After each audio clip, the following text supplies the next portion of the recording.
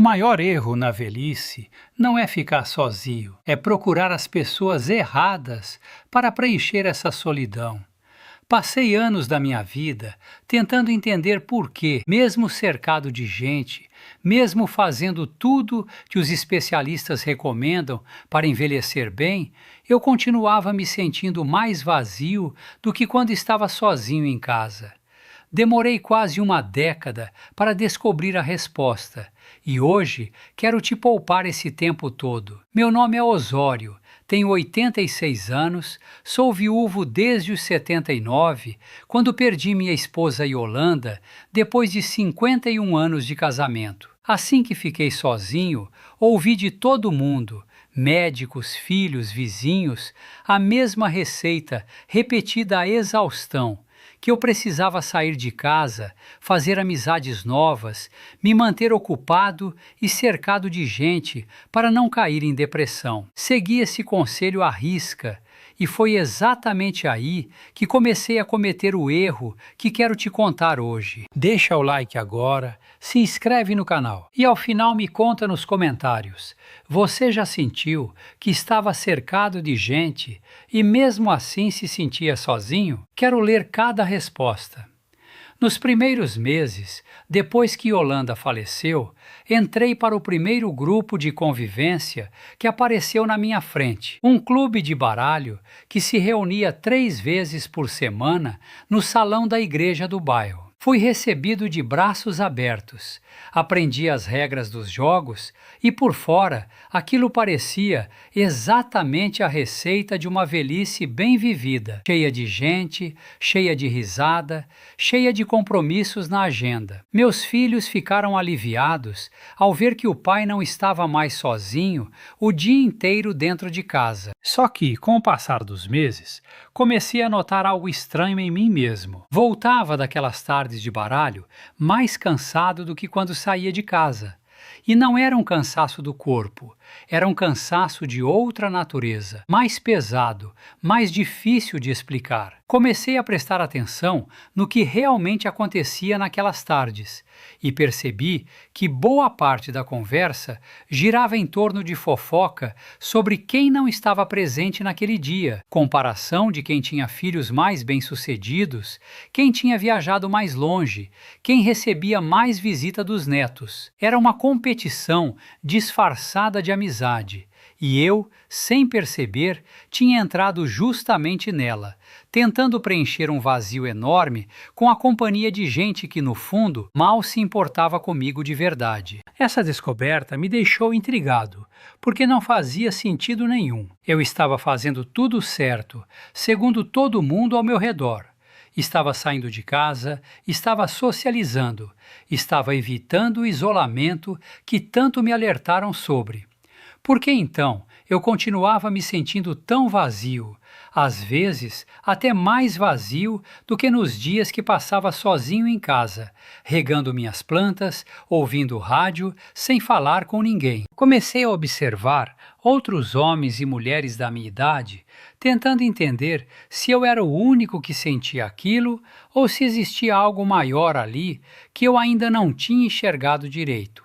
Reparei em um vizinho, seu Ivo, que também tinha enviuvado na mesma época que eu, mas que, diferente de mim, não correu atrás de nenhum grupo grande. Ele manteve contato só com 2 ou 3 amigos antigos, gente que conhecia desde os tempos de trabalho, e via cada um deles talvez uma vez por semana, em conversas mais longas, mais profundas, sem pressa nenhuma. De fora, a vida social de seu Ivo parecia pobre, quase solitária, perto da minha agenda, cheia de compromissos no clube de baralho. Mas toda vez que eu cruzava com ele na rua, via um homem visivelmente mais leve, mais em paz do que eu me sentia depois de uma tarde inteira cercado de gente. Existe um pesquisador chamado William Shopik, da Universidade Estadual de Michigan, que estudou durante anos a relação entre amizades e bem-estar em pessoas mais velhas e descobriu algo que colocou nome no que eu estava sentindo sem conseguir explicar. Ele encontrou que, depois de uma certa idade, a qualidade das amizades prediz a saúde e a felicidade, muito mais do que a quantidade de pessoas ao redor, e que relações superficiais, mesmo numerosas, podem custar energia emocional sem devolver quase nada em troca, exatamente como um investimento que só drena e nunca rende. Compartilhe esse vídeo com alguém que você conhece e que anda cheio de compromissos sociais, mas continua se sentindo vazio depois de cada um deles. E continua comigo, porque a parte mais importante dessa investigação ainda está por vir. Fiquei mais um ano inteiro naquele clube de baralho, mesmo desconfiando de que alguma coisa estava errada, porque tinha medo de que, se saísse dali, voltaria à solidão que todo mundo me alertou para evitar a qualquer custo. Foi um episódio específico que finalmente me fez tomar coragem para sair. Passei uma semana internado por causa de uma pneumonia. Nada gravíssimo, mas o suficiente para me afastar do clube por 15 dias. Nesse período, dos quase 20 membros do grupo, que eu via 3 vezes por semana, apenas 2 pessoas me visitaram no hospital, e uma delas foi justamente seu Ivo, que nem fazia parte do clube, mas soube da minha internação através de outro vizinho, e apareceu no mesmo dia com uma sopa que ele mesmo tinha feito. Foi ali, deitado naquela cama de hospital, que finalmente entendi a resposta para a pergunta que me intrigava havia mais de um ano. O problema nunca foi buscar companhia depois que fiquei viúvo. O problema foi buscar companhia pela proximidade e pela disponibilidade, em vez de buscar por caráter e por reciprocidade de verdade. Eu tinha entrado naquele clube porque era o primeiro grupo disponível, porque era fácil, porque preenchia a agenda rapidamente, sem parar para observar quem realmente eram aquelas pessoas por trás das partidas de baralho e das conversas de superfície. Você deve estar se perguntando se isso significa que eu simplesmente abandonei a vida social depois daquele episódio, e a resposta é não, longe disso.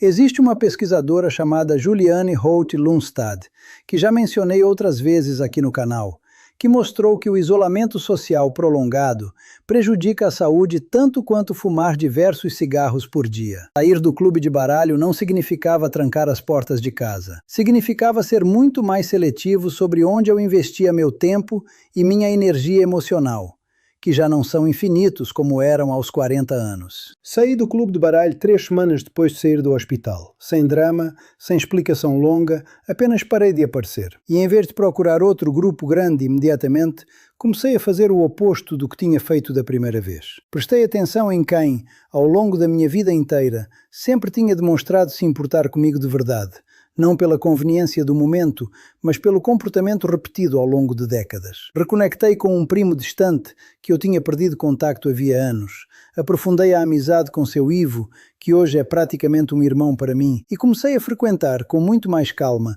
um pequeno grupo de leitura na biblioteca da cidade, formado por não mais que 6 pessoas, onde as conversas realmente iam fundo, em vez de ficar na superfície da fofoca. Hoje, aos 86 anos, tenho uma vida social muito menor do que tinha naquele clube de baralho, e ao mesmo tempo, muito mais rica do que jamais tive naquela época. Vejo seu Ivo 2 vezes por semana, no mínimo. Participo do grupo de leitura toda quinta-feira. Falo com meu primo Alcides por telefone quase todo domingo. E o mais importante, quando algo dá errado na minha vida, uma internação, um problema de saúde, um dia ruim qualquer, sei exatamente para quem posso ligar, porque já testei, na prática, quem realmente aparece e quem só aparecia quando era conveniente. Se existe um conselho que eu queria ter recebido antes de enviuvar, é este. Não corra atrás de qualquer companhia só para preencher o vazio da solidão. O vazio da solidão, por mais desconfortável que seja, dói muito menos do que o vazio de estar cercado de gente que não se importa de verdade com você. Antes de investir seu tempo e sua energia emocional, que já não são infinitos nessa fase da vida, observe com calma como as pessoas se comportam, não nos momentos fáceis, mas nos momentos em que você realmente precisa de alguém.